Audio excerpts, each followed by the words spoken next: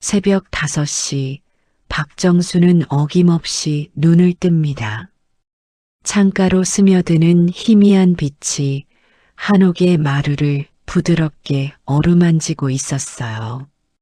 72세의 몸은 예전 같지 않았지만 이 시간만큼은 그 누구보다 또렷했습니다. 오늘도 똑같네. 정수는 무릎을 짚고 일어나 공방으로 향했습니다. 마당을 가로지르는 짧은 발걸음 속에서 자갈이 부드럽게 울렸어요. 남편 종태가 30년 전 손수 만들어 놓은 그 자갈길이었습니다. 공방 문을 열자 흙냄새가 코끝을 스쳤습니다. 촉촉하고 깊은 향이었어요. 정수는 앞치마를 두르고 물레 앞에 앉았습니다. 하루 종일 적셔둔 흙덩어리가 그녀를 기다리고 있었어요. 자, 오늘은 뭘 만들어 볼까? 손바닥으로 흙을 눌러보니 적당한 습도였습니다. 정수는 흙을 물레 중앙에 올리고 발로 페달을 밟기 시작했어요. 물레가 돌아가면서 흙덩어리가 서서히 모양을 잡아갔습니다. 이 순간이면 언제나 종태 생각이 났어요. 29에 결혼해서 49까지 20해 동안 함께 이 자리에서 도자기를 빚었던 남편이었습니다. 큰 손으로 그녀의 손을 감싸며 정수나 흙은 급하면 안 돼. 천천히 마음으로 대화해야 해라고 말하던 목소리가 아직도 들리는 것 같았어요. 여보, 오늘도 나 혼자 하고 있어. 정수는 흙을 돌리며 작게 중얼거렸습니다. 손끝에서 그릇의 형태가 드러나기 시작했어요. 밥그릇도 아니고 찻잔도 아닌 그저 마음 가는 대로 만드는 그릇이었습니다. 벽에 걸린 시계가 7시를 가리키고 있었어요. 곧 전화가 올 시간이었습니다. 서울에서 사는 큰딸 서연이가 매주 이맘때 안부를 물었거든요. 따르르릉. 예상대로 전화가 울렸습니다. 엄마, 아침은 드셨어요? 응, 이제 막 일어났다. 너는 벌써 출근 준비하고? 네, 회사 일이 많아서요. 엄마, 혹시 아프신 데는 없으시죠? 서연의 목소리에는 늘 바쁨이 묻어났습니다. 정수는 물레를 멈추고 핸드폰을 귀에 댔어요. 괜찮다. 너무 걱정 말고. 엄마, 그런데 혹시 집 정리는 생각해 보셨어요? 그 큰 집에 혼자 계시기엔. 서연아, 난 여기가 좋다. 걱정 말아라. 정수는 서연의 말을 끊었습니다. 이런 대화가 반복된 지 벌써 몇 년이었어요. 자식들은 모두 그녀가 이 낡은 한옥에서 홀로 지내는 것을 못마땅해 했습니다. 전화를 끊고 나자 공방이 다시 고요해졌어요. 정수는 물레를 다시 돌렸습니다. 흙덩어리가 그녀의 손길을 따라 우아한 곡선을 그려냈어요. 나는 평생 누군가의 어머니로만 살았구나. 정수는 흙을 만지며 생각했습니다. 태식이 엄마, 서연이 엄마, 준호 엄마. 그렇게 불리는 것이 자연스러웠어요. 하지만 흙을 만질 때만큼은 달랐습니다. 이때만은 그냥 박정순이었어요. 흙이 서서히 그릇의 형태를 갖춰갔습니다. 정순의 손은 50년 가까이 흙을 만져온 숙련된 손이었어요. 거칠어진 손톱과 깊게 패인 주름 사이로 흙가루가 끼었지만 그 손길은 여전히 부드러웠습니다. 9시가 되자 마을버스 소리가 들려왔어요. 관광객들을 태우고 남산 자락을 도는 버스였습니다. 가끔 이 공방까지 찾아오는 사람들도 있었어요.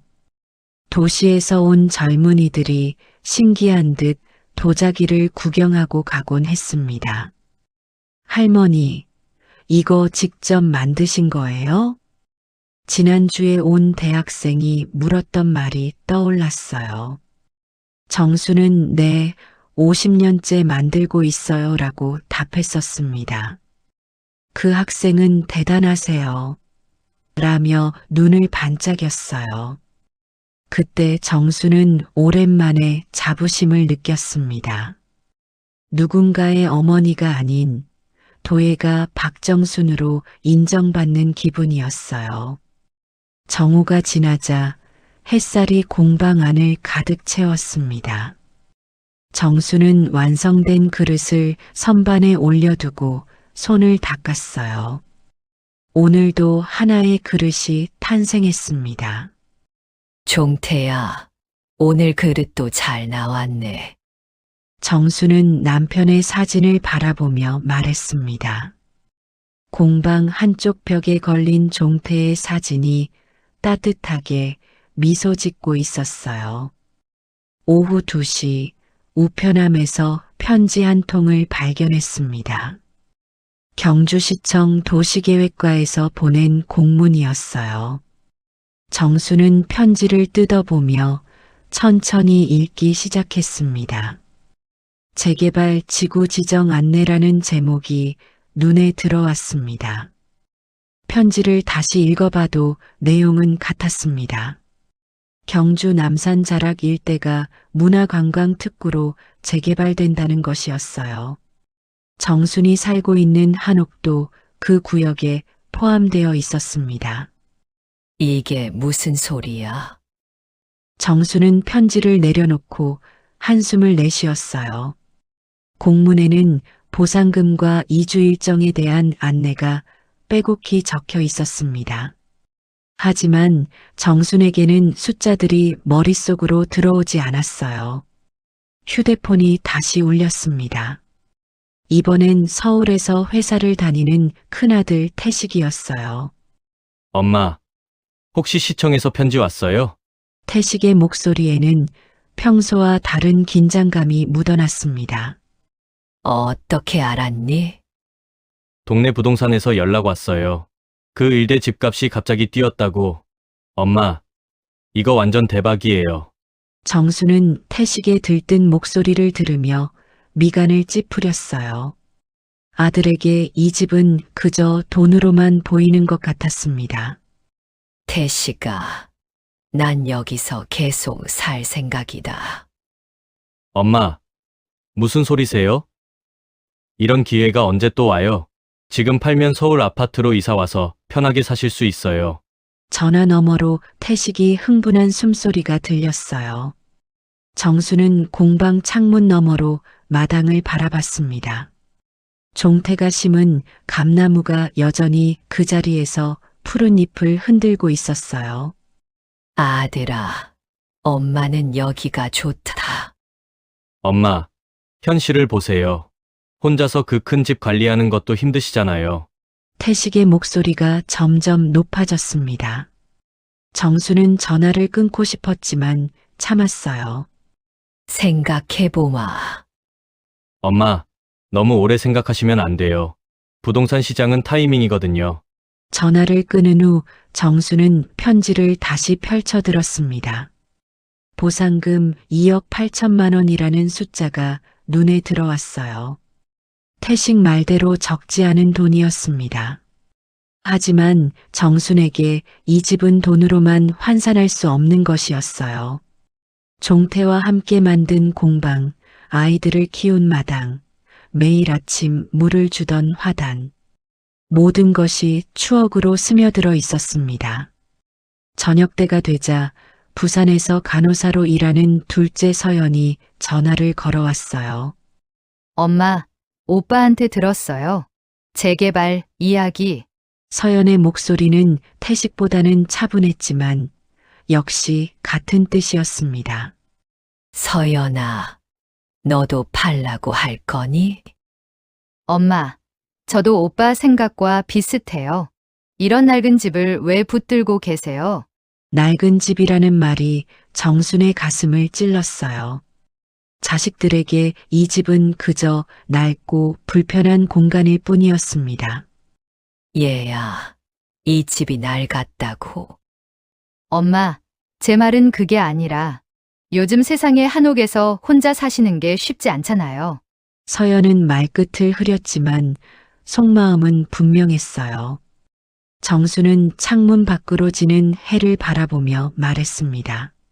서연아, 엄마는 여기서 태어나고 자랐단다. 아버지와 만나서 너희들을 키운 곳이고, 엄마, 너희들한테는 낡은 집일지 모르지만, 엄마한테는 인생 전부야. 전화를 끊고 나자 집안이 조용해졌어요. 정수는 공방으로 나가 물레 앞에 앉았습니다. 손에 흙을 묻히자 마음이 조금 진정되었어요. 물레가 돌아가는 소리만이 정적을 깨뜨렸습니다. 정수는 흙을 돌리며 생각에 잠겼어요. 정말 자신이 이기적인 걸까요? 자식들 말대로 현실을 받아들여야 하는 걸까요? 그때 옆집 은희 씨가 대문 너머로 소리를 걸었어요. 정순아, 안에 있니? 응, 여기 있었어. 은희는 70세로 정순과 비슷한 또래였어요. 남편을 일찍 여의고 혼자 살고 있었습니다. 시청에서 편지 왔지? 우리 동네도 다 왔더라. 은희가 공방 안으로 들어오며 말했어요. 그녀의 얼굴에도 걱정이 드리워져 있었습니다.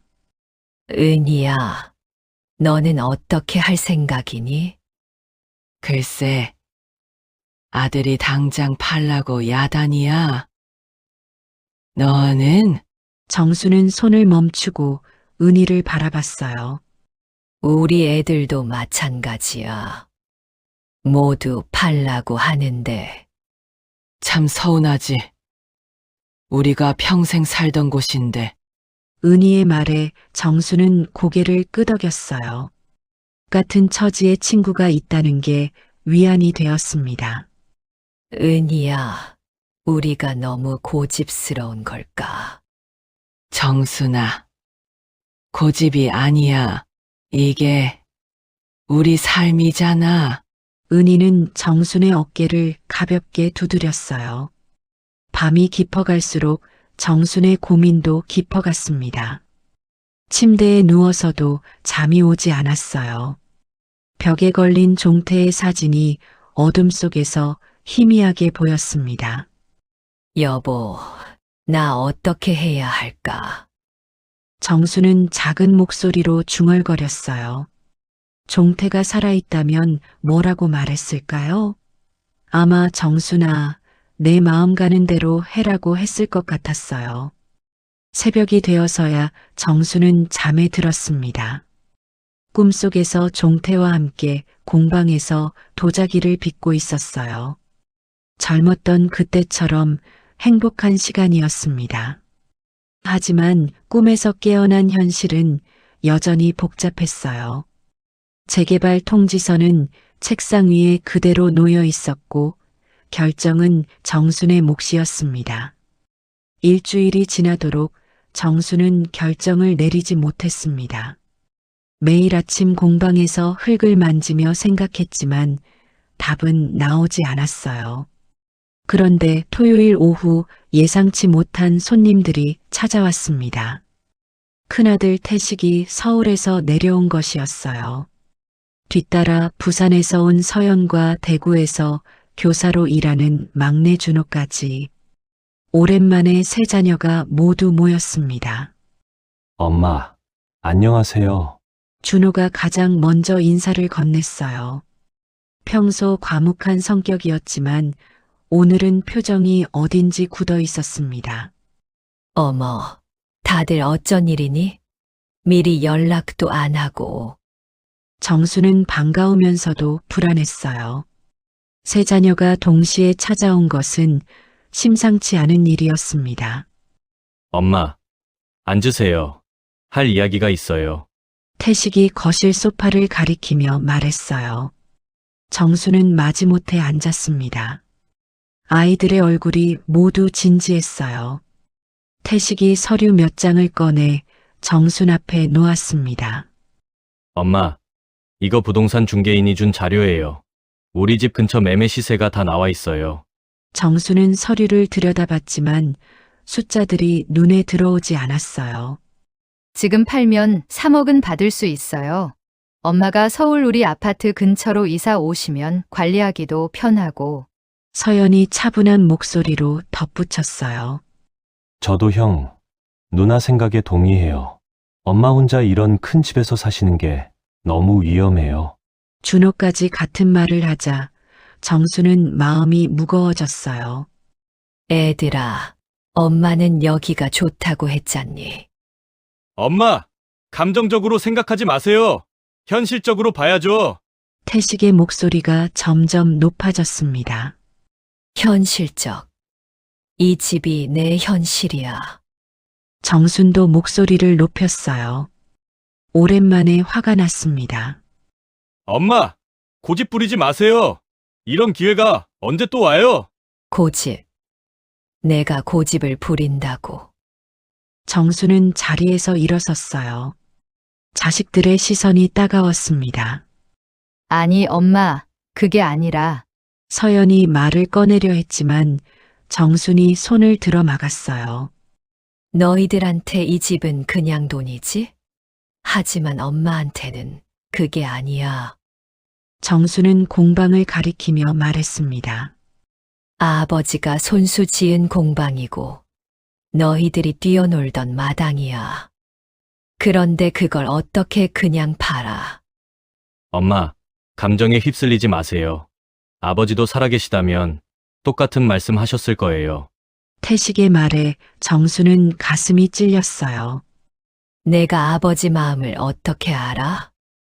엄마, 아버지는 늘 가족이 중요하다고 하셨잖아요.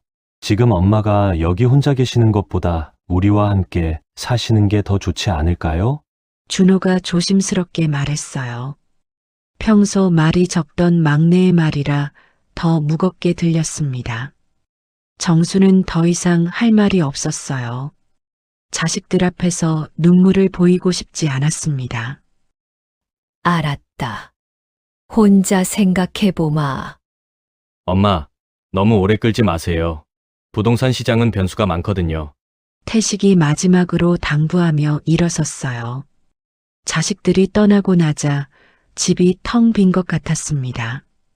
정수는 공방으로 나가 물레 앞에 앉았어요. 손에 흙을 묻혔지만 마음이 정리되지 않았습니다. 물레가 돌아가는 소리조차 평소와 달랐어요.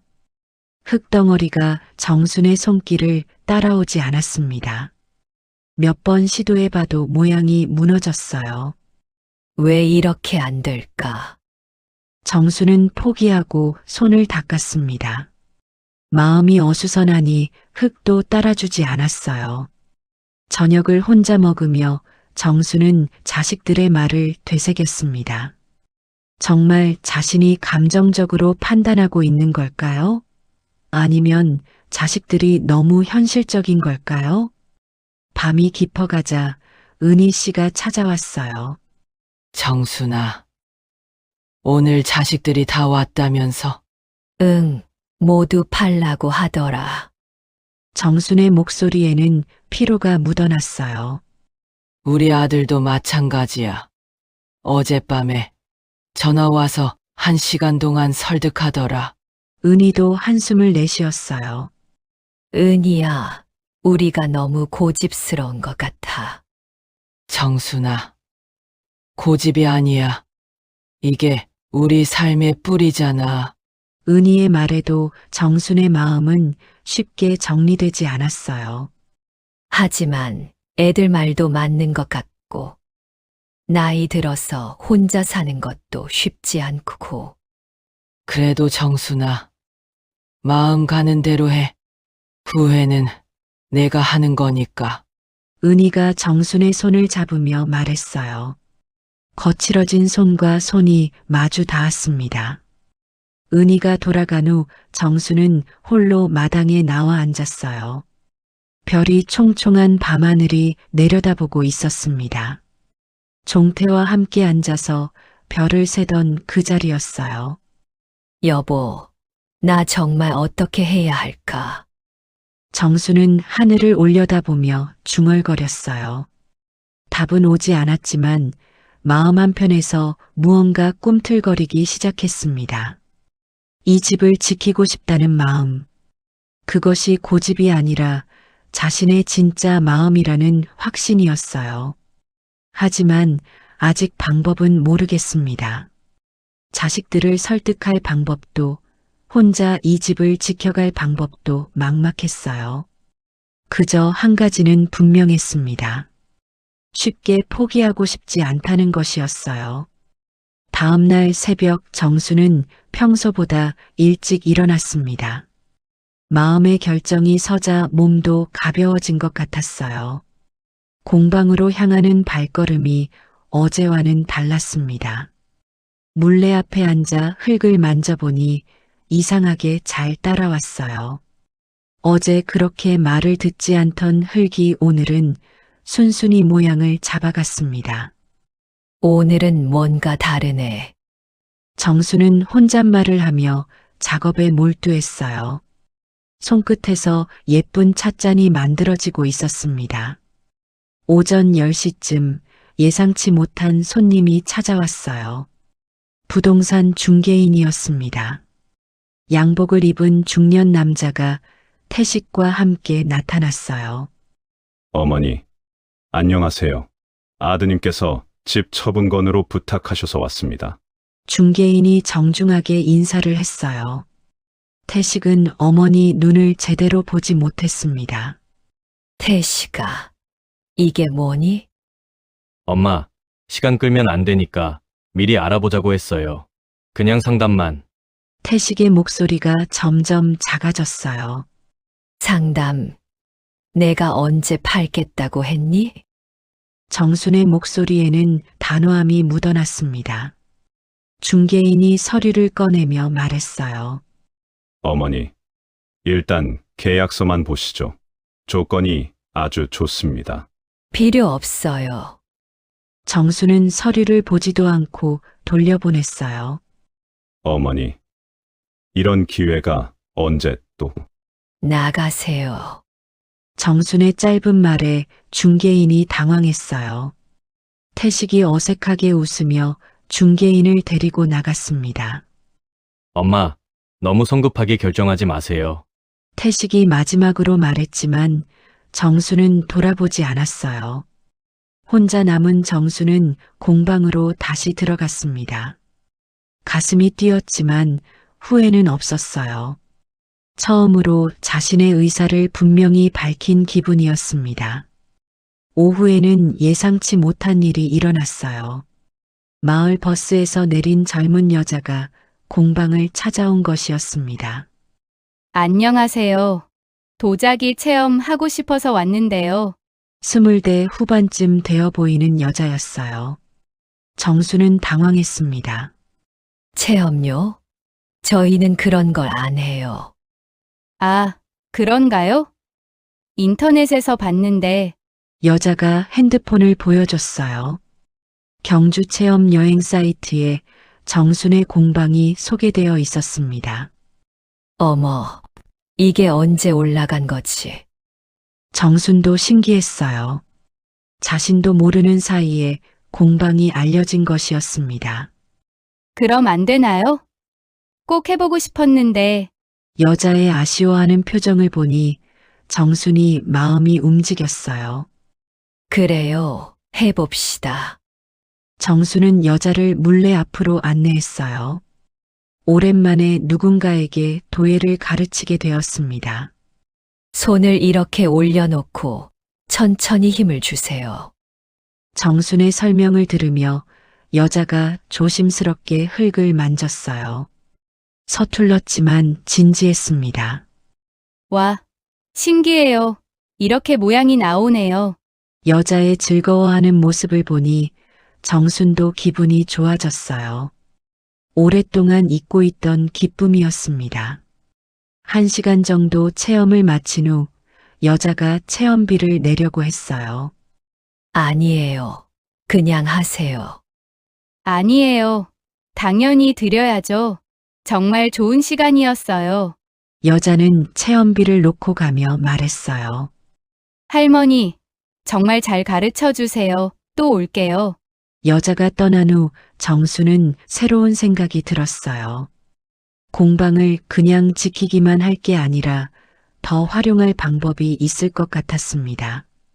저녁 때 은희 씨가 찾아왔어요. 정순아, 오늘 무슨 일 있었다면서? 태식이가 화나서 갔다고 동네에서 소문났더라. 응, 부동산 중개인 데리고 와서 계약서 들이밀더라고. 정순이 오늘 있었던 일을 얘기하자 은희가 고개를 끄덕였어요. 잘했어. 그렇게 밀어붙이면 안 되지. 그런데 은희야, 오늘 젊은 사람이 와서 도자기 체험을 했는데 되게 좋아하더라. 정순의 목소리에 활기가 돌았어요. 그래. 요즘 젊은 사람들이 그런 걸 좋아한다던데. 나도 그런 생각이 들어. 그냥 혼자 작업만 할 게 아니라 사람들에게 가르쳐 주는 것도 좋을 것 같아. 은희의 눈이 반짝였어요. 정순아. 그거 좋은 생각이다. 나도 도와줄게. 두 사람은 밤늦게까지 이야기를 나눴어요. 공방을 활용한 체험 교실 이야기였습니다. 그날 밤 정수는 오랜만에 편안한 잠에 들었어요. 꿈속에서 종태가 나타나 말했습니다. 정순아, 잘하고 있어. 내 마음 가는 대로 해. 새벽에 일어난 정수는 전화를 걸었어요. 막내 준호에게였습니다. 준호야, 엄마야. 엄마, 무슨 일이세요? 이른 시간에. 아들아, 엄마가 할 말이 있어. 이 집 안 팔기로 했다다. 전화 너머로 준호의 한숨소리가 들렸어요. 엄마, 형이랑 누나가 뭐라고 할지. 준호야, 엄마는 여기서 새로운 시작을 하려고 해. 도자기 체험 교실을 열 생각이야. 체험 교실이요? 준호의 목소리에 관심이 묻어났어요. 응, 젊은 사람들에게 도예를 가르쳐 주고 싶어. 그럼 이 집도 의미가 있을 거고. 엄마 정말 괜찮으시겠어요? 괜찮아, 엄마가 할 수 있는 일이야. 전화를 끊고 정수는 공방으로 나갔어요. 오늘부터 새로운 시작이었습니다. 석 달이 흘렀습니다. 정순의 도자기 체험 교실은 입소문을 타고 조금씩 알려지기 시작했어요. 주말마다 서너 명의 사람들이 찾아와 흙을 만지며 시간을 보냈습니다. 할머니, 저 다음 주에 또 올게요. 오늘도 젊은 부부가 만족스러운 표정으로 돌아갔어요. 서툰 솜씨로 만든 작은 그릇을 소중히 안고 가는 모습이 예뻤습니다. 정수는 공방을 정리하며 뿌듯함을 느꼈어요. 이제 이곳은 그녀 혼자만의 공간이 아니었습니다.